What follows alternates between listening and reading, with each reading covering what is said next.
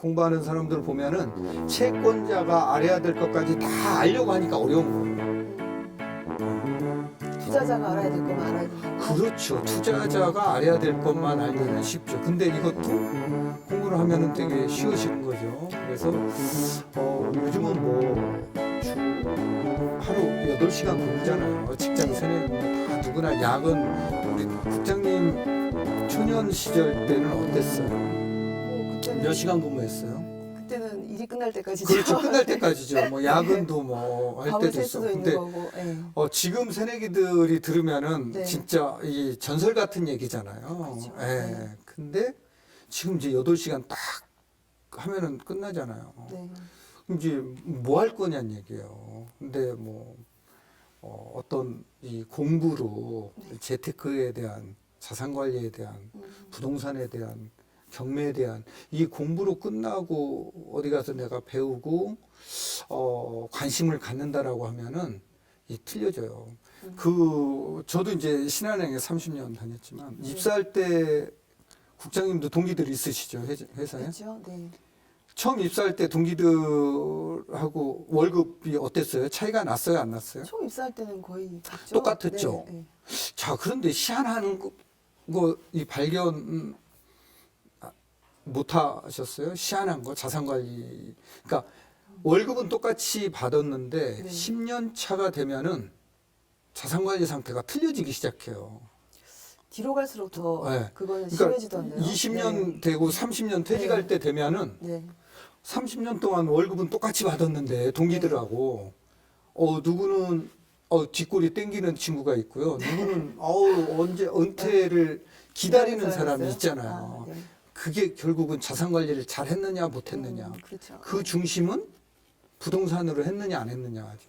아무래도 부동산이 좀 네, 뭉치는 힘이 크기도 하고 네. 내 집 마련을 얼마나 빨리 했냐 또는 뭐 어느 지역에 했냐에 따라서 차이가 많이 나긴 하죠. 네, 네. 그래서 일단은 저는 이제 부동산 투자도 좋지만 네. 내 집 마련이 1순위 목표로 음. 삼아야 되고요. 내 집 마련했다라고 해서 이제 끝난 게 아니라 네. 그 뒤에 이제 부동산 투자를 내 집 마련부터 시작이 내 집 마련부터 네. 해야죠. 내 집 마련하고 네. 그 다음에 내가 100만 원이 있든 200만 원이 있든 500만 원이 있든 아는 만큼 공부한 만큼 그 시장은 보이기 때문에 공부하라는 거예요. 그리고 주식 시장보다는 접근하기가 네. 어렵다라고 생각하잖아요. 어려운 만큼 쉬워요. 어려운 만큼 쉬워요? 네, 어려운 만큼. 네. 자, 사람들이 어렵다고 생각하니까 많이 안 들어간다라는 거예요. 아, 그런 만큼 쉬운 거예요. 경쟁률이 좀 예, 떨어져요. 예. 네. 또 많은 사람들 왜 부동산을 공부해야 되지? 이렇게 생각하는 분들도 있어요. 네. 그런데 누구나 부동산을 한두 번 전세 계약하고 집 한 번 사보면은 본인이 부동산 전문가라고 생각하는 사람들이 태반이에요. 네. 요즘 초등학생들도 자기가 부동산 전문가인 줄 알아요. 초등학생들까지요? 네. 근데 그거는 네. 오산이죠. 그렇죠. 예, 오산이죠. 그래서 그런 것들을 감안하면은 네. 올해 이제 그 새내기들 올해 2021년을 원년으로 삼아서 네. 자산관리 공부해야 되겠다. 내 집 마련 올해는 꼭 목표로 삼아야 되겠다. 이런 거죠. 특히 직장인들은 네. 이런 거예요. 작년하고 올해하고 내 자산 상태는 분명히 틀려져야 되는데 네. 변화가 없거든요. 1년 전이나 2년 전이나 올해나 변화가 없으면은 이거 네. 의미가 없는 거죠. 그러니까 내가 올해 이 자산을 어떻게 관리해서 올해는 어느 정도, 내년에는 어느 정도 이게 있어야 되잖아요. 그렇죠. 회사에도 발전이 있어야죠. 네. 입사를 하면은 네. 내가 3년 후에 대리가 되고 승진하는 5년 후에 네. 과장이 되고 열심히 해서 네, 네. 뭐 10년 후에 차장이 되고 이런 게 있잖아요. 네. 이런 과정이 있는데 자산 관리는 그렇게 생각하지 않는다라는 거예요. 그러니까 새내기가 회사에 입사하면은 경리부나 이 자금부에서 급여 통장 만들어 오세요 이래요. 그럼 네. 통장 만들어다 계좌번호 알려주면은 일 월급이 들어가잖아요. 그렇죠. 네.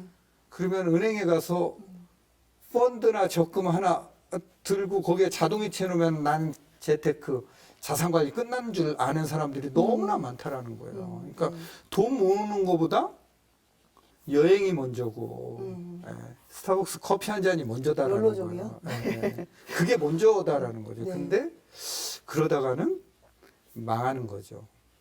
네, 쫄딱 망하. 그러니까 저는 직장 다니는 분들, 새내기 직장인들한테 이렇게 얘기하고 싶어요. 절대 커피 사 먹지 말아라. 그러면 뭐 사 먹지 말고. 선배가 사주는 것만 먹어라. 네. 절대. 네. 그거 얘기하고 싶고요. 그럼 네. 하루에 5,000원이면은 네. 한 달이면 얼마예요? 15만 원이잖아요. 이거 1년이면 얼마예요? 1년 180만 원이잖아요. 네. 절대 차 사지 말아라. 차 이거 관리비 얼마예요? 한 달에 50만 원 하면은 네. 1년이면 얼마예요? 600만 원이잖아요. 네. 자, 이렇게 줄일 수 있는 부분이 있는데 본인 다 쓰거든. 절대 신용카드 만들지 마라. 신용카드. 이거 안 된다. 외식 절대 하지 말아라. 공부해라, 공부. 자, 이렇게 종잣돈을 모아가면서 해야지. 쓸 거 다 써가면서 공부만 한다고 되는 건 아니에요. 그런데 이게 또 인간관계도 또 중요한지라 이게 한 번씩 커피도 사야 그러니까 하고 집산 선배하고 밥도 사야 하고. 집산 선배하고만 네. 같이 다니세요. 집산 선배하고만. 집 있는 선배하고만. 네. 인간관계보다요. 내 네. 집 마련이 더 중요합니다. 내 집 말이요. 네. 그리고 이제 결혼 전이라고 하면은 내가 뭐 결혼을 뭐 하면은 그때 당연히 배우자가 집을 사오겠지. 이건 오산이라는 거예요. 요즘 같이 모아서 많이 하잖아요. 같이 모아서 해도 되고 둘이 네. 한 채씩 가져오면 더 좋잖아요. 그럼 최상이죠. 네. 그러니까 나는 누가 가져오겠지. 당연히 그런 사람 만나야지. 천만의 말씀이요. 요즘 집값이 만만치 않잖아요. 네, 만만치 않죠. 그래서 본인이 정말 네. 본인이 관심을 갖고 내 집 마련 준비를 해야 돼요. 내 집 마련 준비를 하고 결혼 전에도 부모님들이 준다는 사람들이 있어요. 집을요? 집을 네. 뭐 일부에 해당되겠지만 네. 근데 호기에 엄마 나는 내가 알아서 할게 이런 말 절대 하지 말라는 거죠. 요즘은 그런 말 엄마가 하는 사람 준다라고 없을 것 같아요. 하면은 무조건 받으라는 거죠. 네. 무조건. 당연히 받아야죠. 결혼했는데 시댁이나 처가가 잘 살아요. 네. 그러면 전화 자주 하라는 거예요. 시어머님한테 전화 자주 해서 제가 만나는 부자들이 많잖아요. 네, 많죠. 네. 근데 자녀가 3명이다, 4명이다 똑같이 줄 것 같죠. 뭐 우리가, 예쁜 자식한테 예, 더 예. 주시겠죠. 법정 네. 상속지분은 네. 1대1대1이잖아요. 네, 네. 자녀들. 근데 네. 그렇게 안 줘요. 음. 예. 살가운 자녀, 네. 연락 자주 하는 자녀. 이런 자녀한테 앞뒤로 줘요. 앞뒤로. 앞뒤로? 예, 앞에서는 법정 지분대로 주고 네. 뒤로는 비공식적으로 줘요.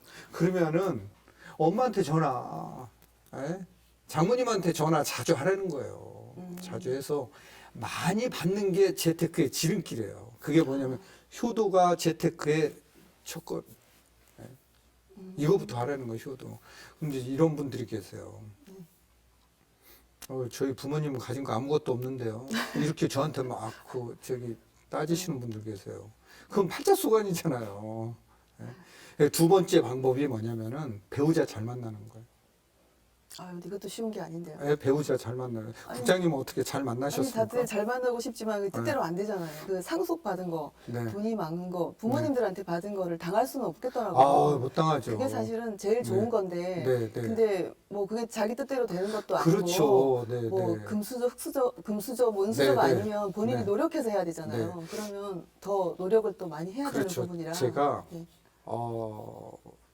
학교에서 강의할 때 우리 학생들한테 절대 CC 만들지 마라 그래요. 네. 학교 다니면서 네. 이 연애질을 하지 말아라. 전 CC인데 어떡하죠? 그래? 그래서 제가 지금 국장님 CC였어요? 네. 네. 그러셨구나. 네. 네. 절대 하지 마라 그러거든요. 네. 그 연애할 동안 열심히 공부해서 전문 분야 가서 네.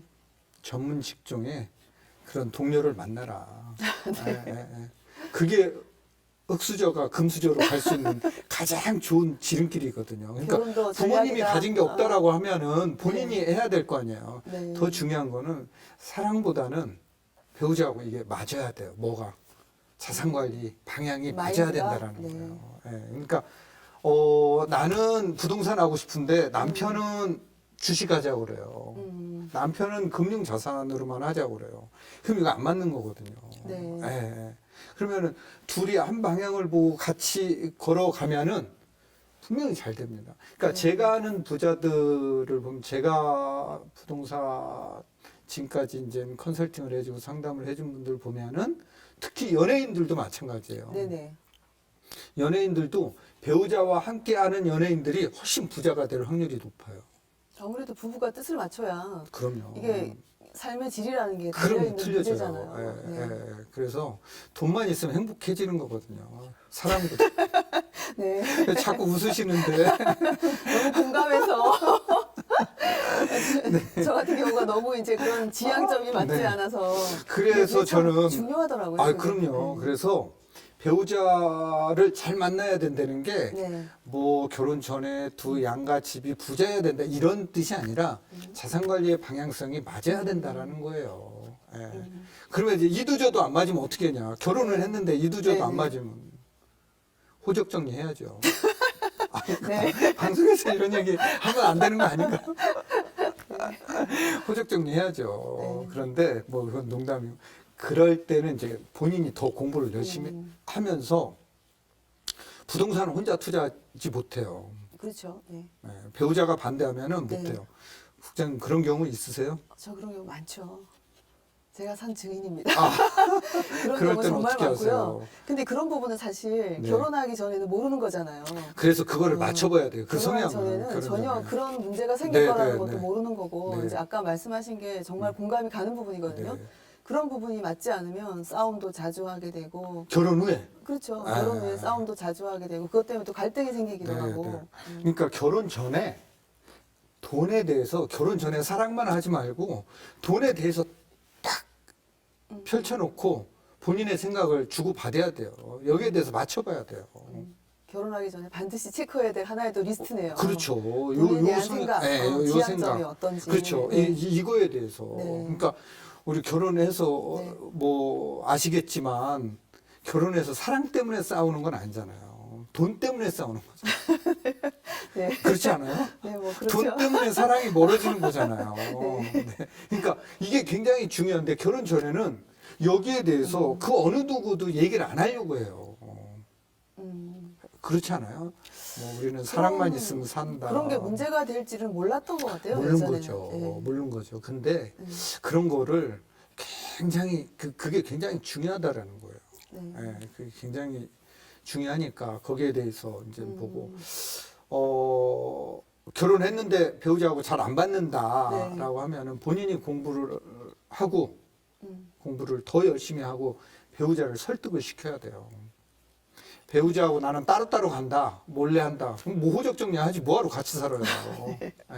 그렇게 하면 안 된다. 네. 계속 설득을 시키면서 네. 같이 가야 돼요. 같이 가려면은 본인이 아는 게 배우자보다 더 많아야 돼요. 네.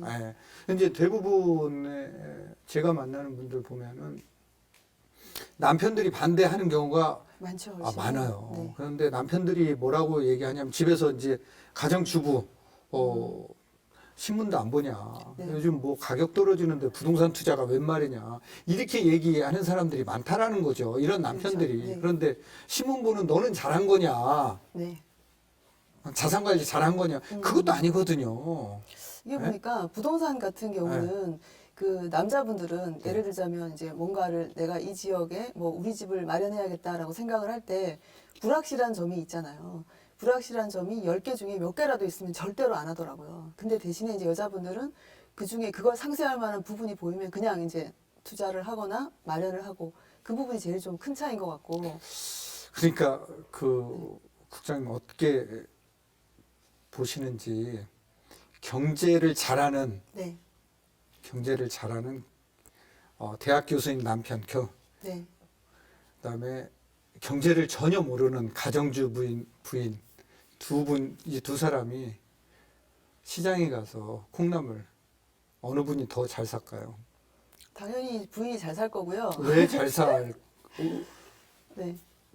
왜 잘 살까요, 부인이? 시장에 가서 자주 사보기도 했고 네네. 특히 이제 내 집 마련이나 부동산 때문에 그 얘기를 하시는 것 같은데 네. 아무래도 이제 여자분들이 학교와의 거리는 어떨지, 애 교육을 하기엔 어떤지, 네네네네. 백화점은 가까운지, 네네. 마트는 가까운지, 네. 좀 생활 밀접적인 거를 좀 네네. 피부에 와닿게 잘 네. 알고 있잖아요. 그러니까 당연히 이제 잘 알 테고 그런 대학 교수인 남편은 비록 경제 전문이긴 하지만 주로 수치라든지 뭐 세계 경제, 거시 경제가 어떻게 돌아가고 이런 숫자를 따지는 사람치고 저는 부동산 투자 내지는 잘하는 분들을 한 번도 본 적이 없습니다.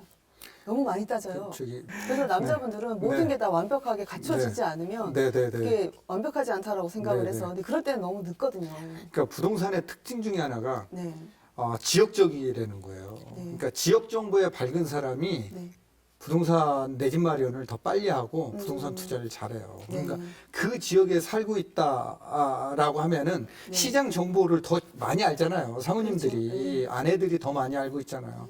부동산도 그렇게 보시면 돼요. 그 지역 안에서는 네. 더 많이 알고 있고, 아까 국장님 얘기하셨듯이 우리 애 초등학교 어디로 보낼까? 그렇죠. 네. 길 건너가야 되는, 자, 이런 거를 더 많이 남편보다 고민을 한다라는 거예요. 현실적이라는 거예요. 학원이 어디가 더 그렇죠. 가까운지 당연히 네, 궁금하죠. 부동산 가격은 서울이 오른다고 그래서 제주까지 같이 오르는 게 아니에요. 서울이 떨어진다고 그래서 제주까지 같이 떨어지는 게 아니에요. 지역별 특성에 따라서 네네. 온도차가 심하다라는 거죠. 네, 그래서 경제를 모르는 아내가 내 집 마련은 더 잘할 수밖에 없는 이유라는 거예요. OBS